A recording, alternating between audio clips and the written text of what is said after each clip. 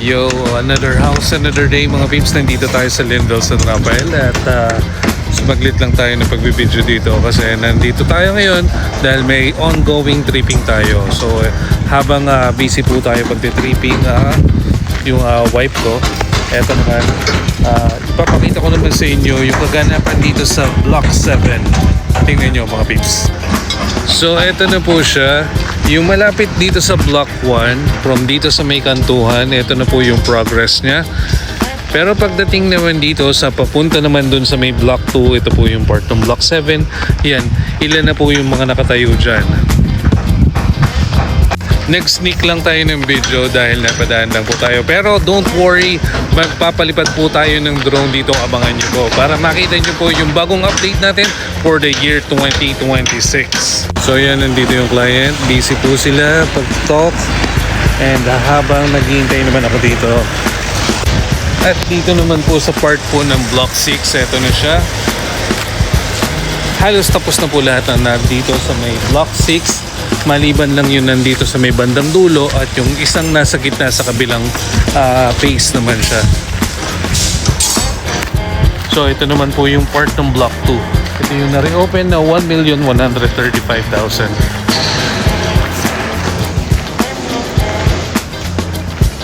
Actually, ito na lang. Dito sa part na to, yung kahilera po ng mismong model unit natin, ito na lang po yung finishing ng pintura. Pero the rest po halos tapos na po siya. You know, hanggang doon sa dulo. Tapos na po itong Block 6.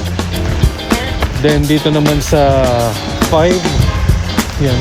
Halos nakatindig na, ito na lang po yung naiwan. Itong nasa may kantuhan.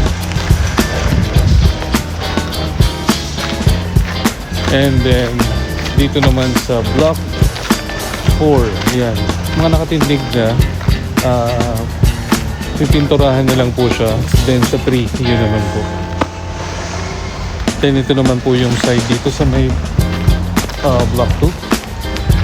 So pagpasensyahan nyo po muna kasi until January 16 yan, medyo busy pa tayo kasi meron naman po kaming annual awarding naman sa Centrina Alaminos.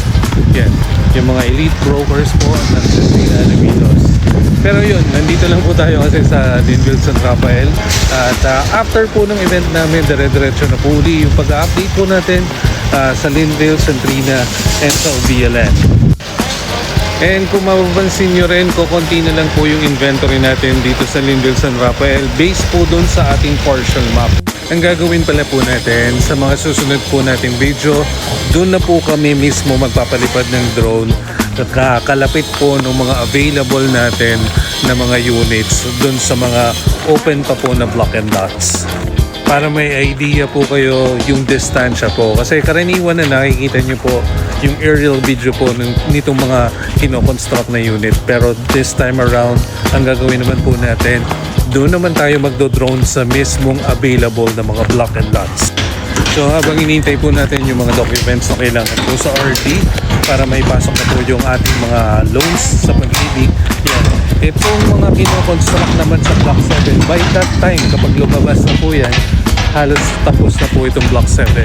So yun po, ang naka-ready for takeouts na po natin is Block 6, 543 at yung ilang unit for Block 2.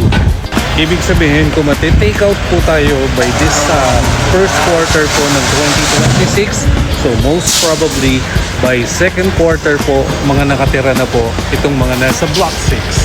Yeah. Kung kayo po ay interested na mag-avail ng kagaya ng unit na ito, mag-message lang po kayo, hanapin niyo po ako. My name is Mark Joseph Gigante, I'm your real estate pro. Dito po yan sa Linville, San Rafael.